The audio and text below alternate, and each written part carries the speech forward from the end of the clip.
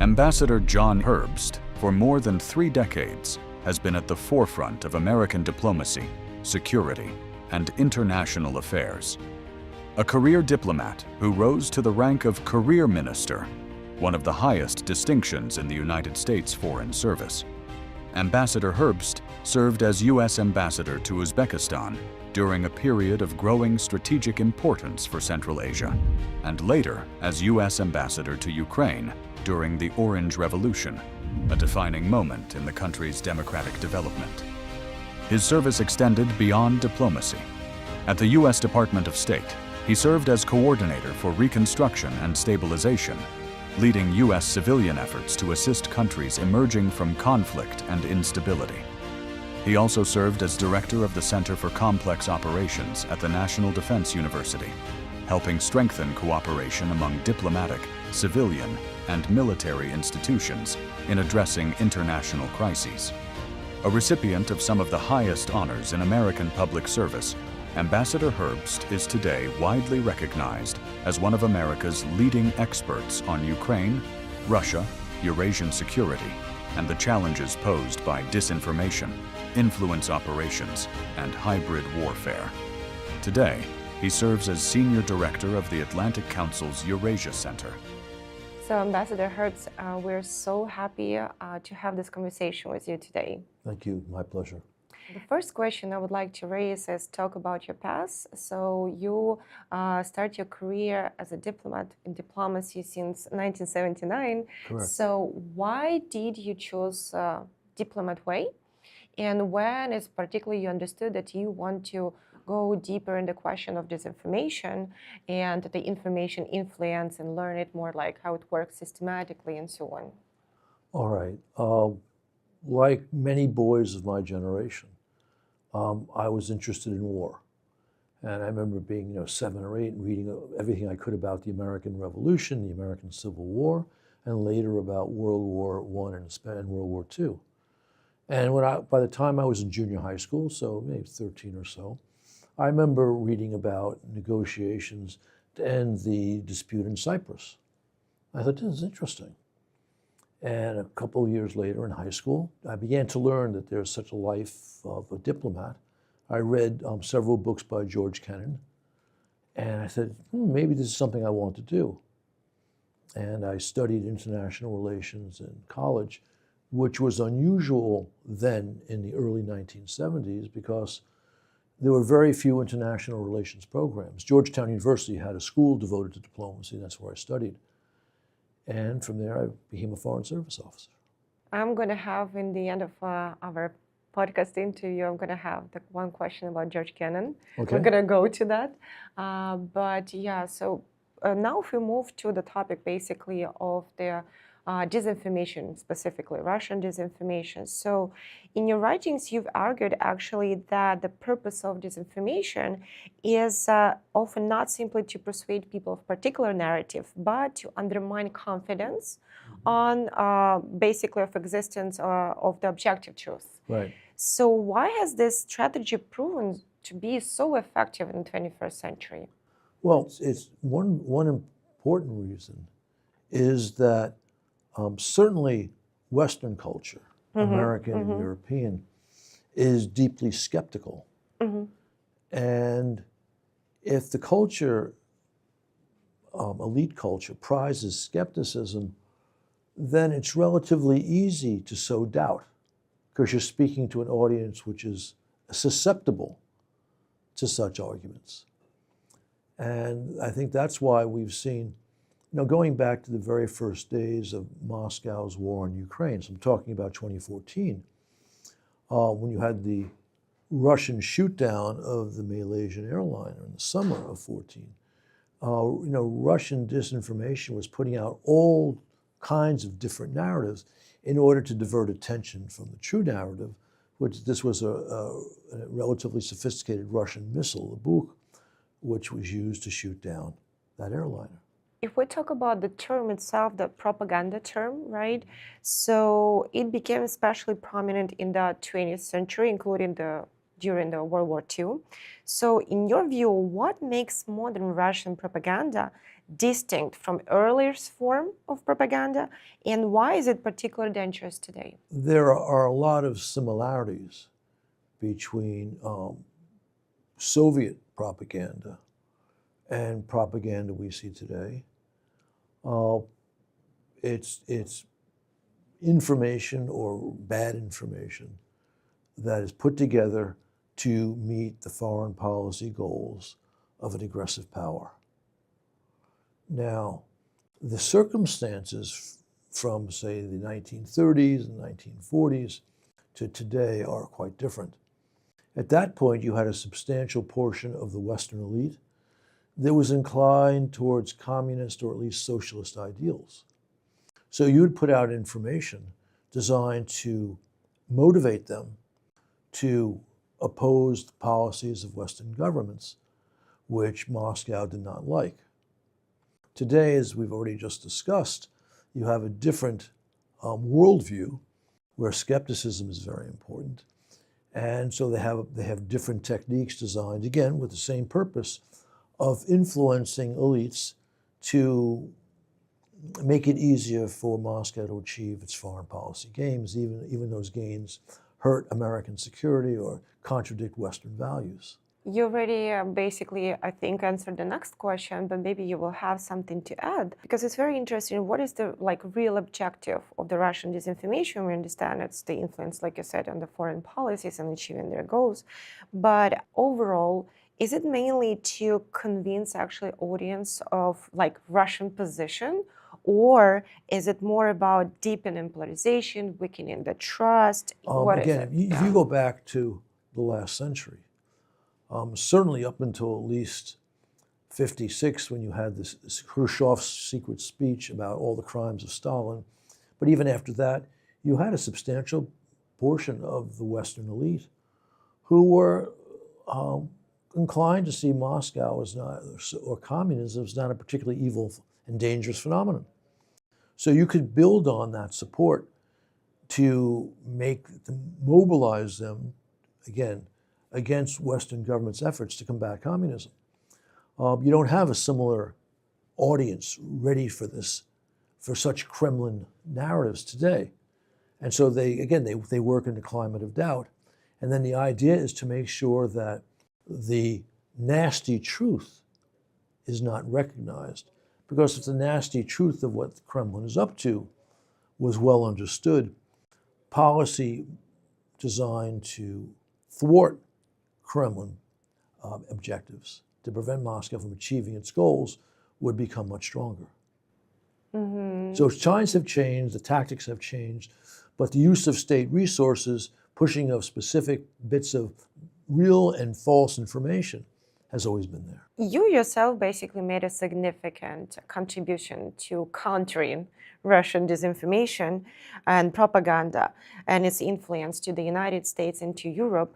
And here I want to raise the question about the United States, and that basically since 2016, the United States has taken some steps to expose and disrupt Russian influence operations, including actions against the accounts linked to Russian trolls, bot farms, networks, and so on.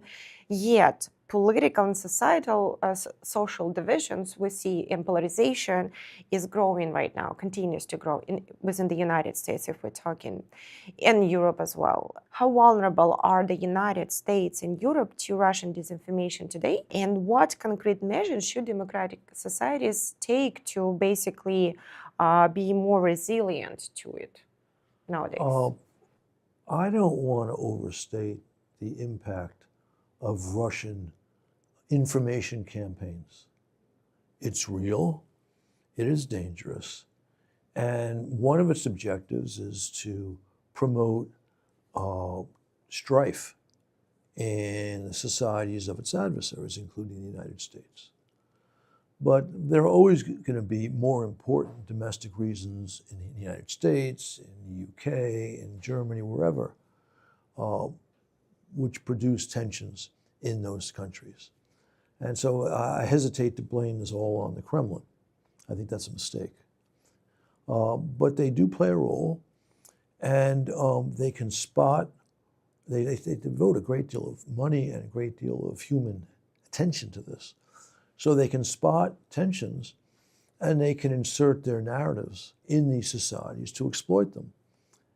And the best defense against this is to pay careful attention to Russian narratives, and frankly, they don't hide their narratives. What they try to inject into American society or German society is right there in Russian state media, or on Russian social media, or in the statements coming from people who play a role in Russian policy. I mean, Surkov back in the day before he was banished from the Kremlin, Peskov to this day, and others. And so you begin to see what's going on. And then you have to have people in the West who become expert at this to call them out. And it also helps to have governments in the West that are understanding of the problem so that they also can provide their contribution to undercutting Kremlin narratives.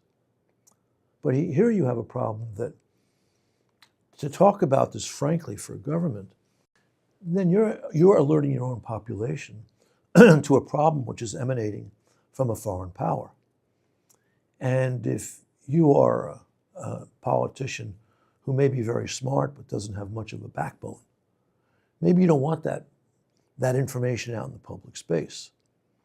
I mean, one of the problems in dealing with the Kremlin aggression in Ukraine is our leaders have been unwilling to state plainly to the American public how A, immoral, but also B, dangerous Russian activity is. Because then the natural question is, so what are you doing about it, sir? And if you're skittish about a confrontation with an aggressive nuclear power, then you don't want that.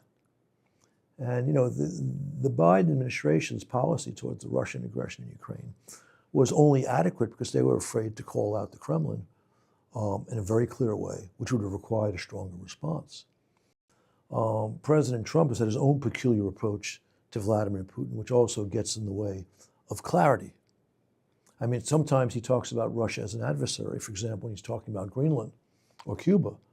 But when he's talking about the place where Russia's activity is most dangerous, like Ukraine or Europe, we don't hear Russia as an adversary. So that also does not contribute to a clear understanding of the danger, and of which information operations are only one part. Now we already moved to Ukraine's topic, and here I would like to discuss the interesting fact that you brought up.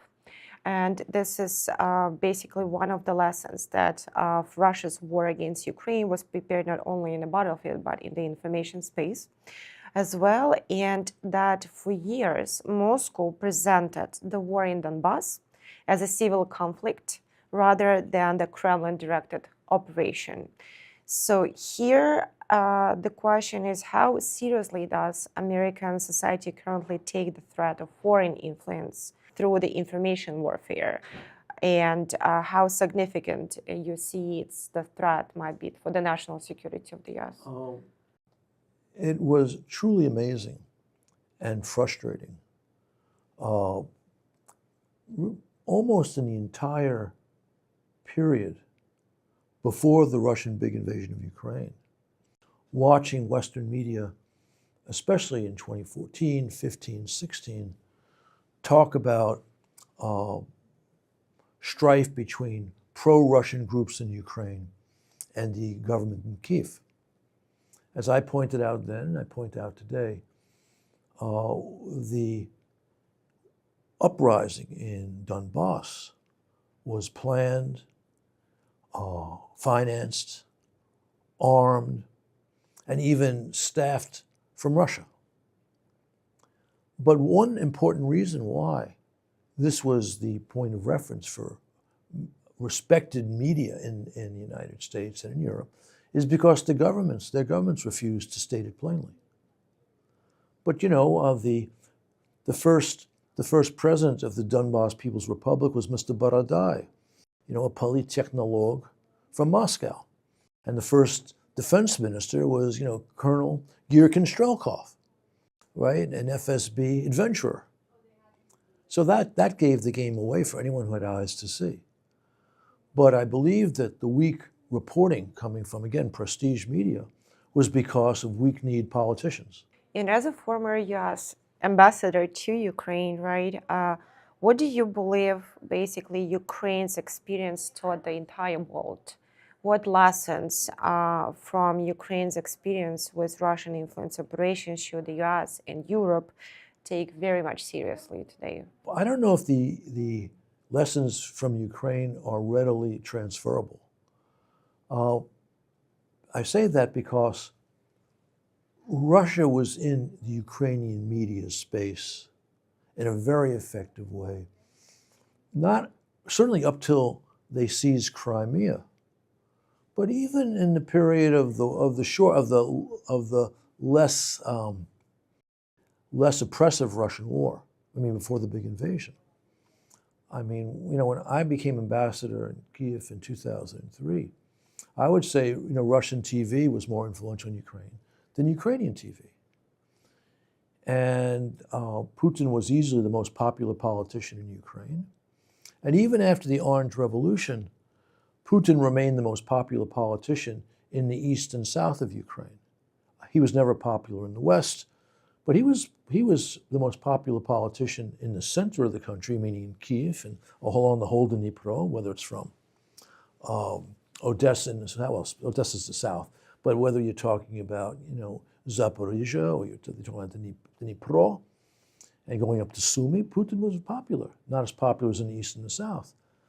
But after the Orange Revolution, he was not so popular because people understood he was trying to manipulate the election of 2004.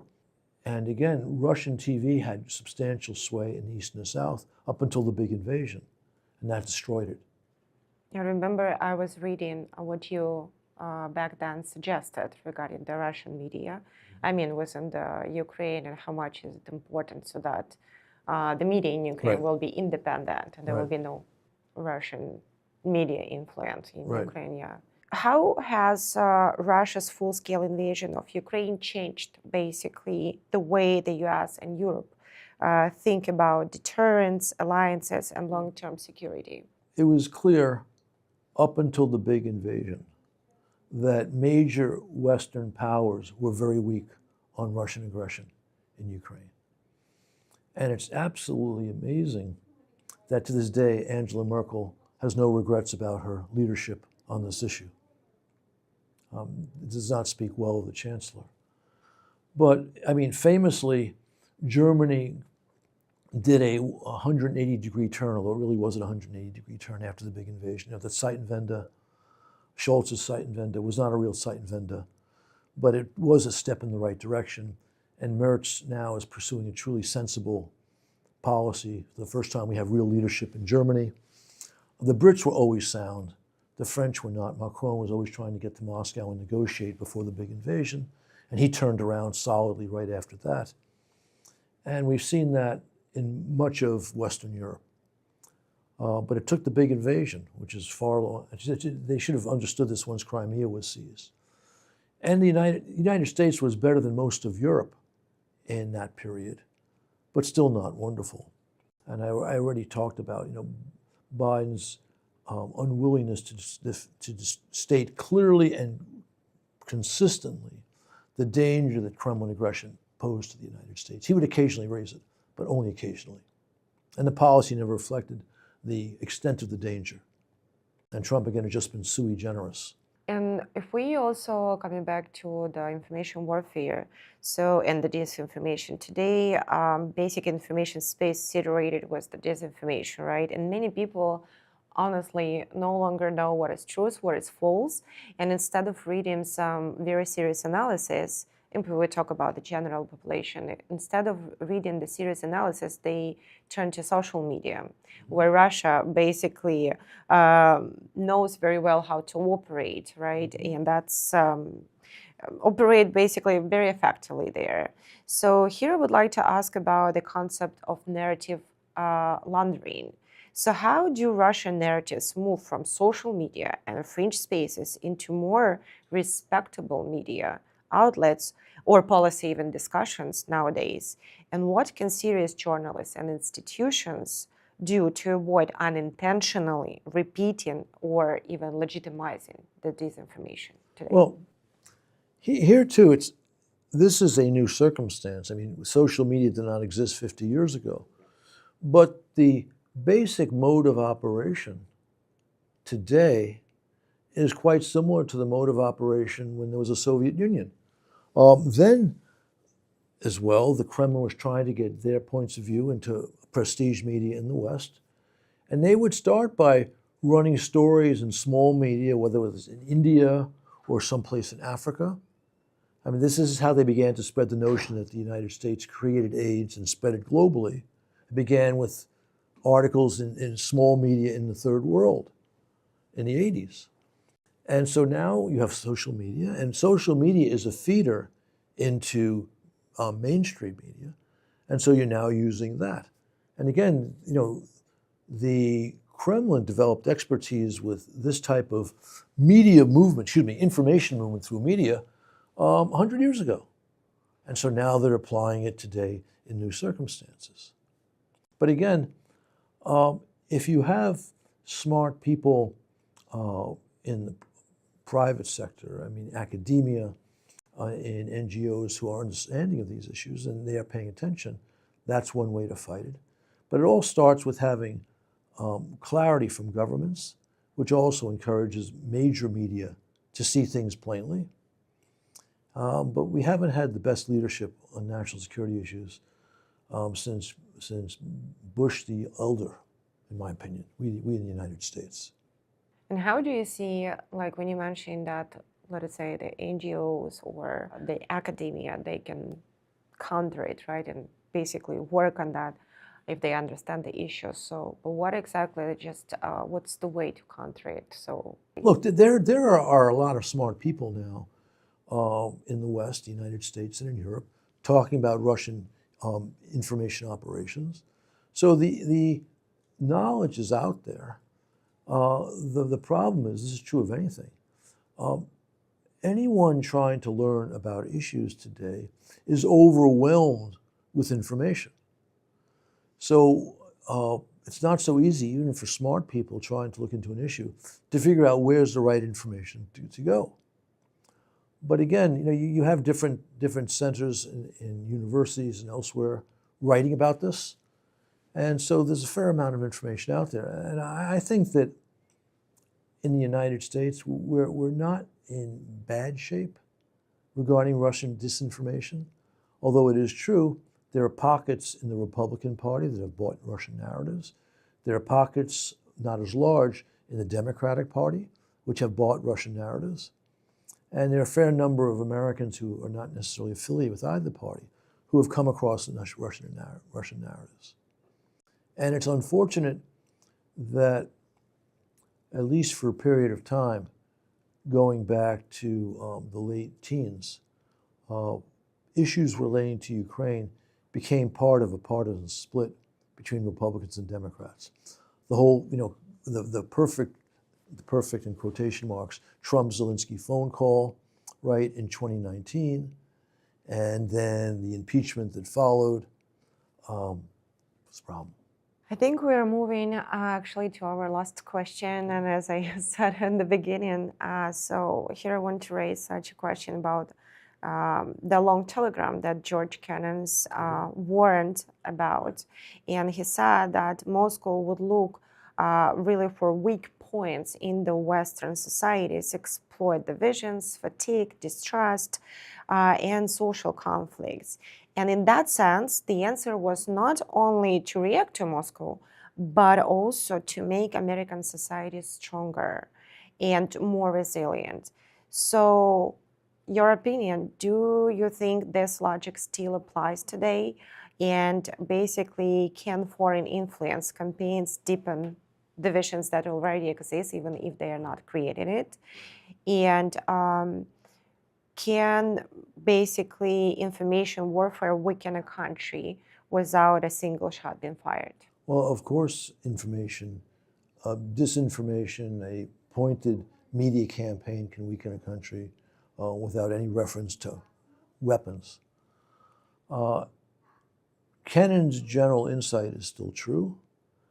that you have a hostile power, which has only the worst instincts for the future of the United States, conducting information operations here. And it's important that we understand that and take appropriate measures.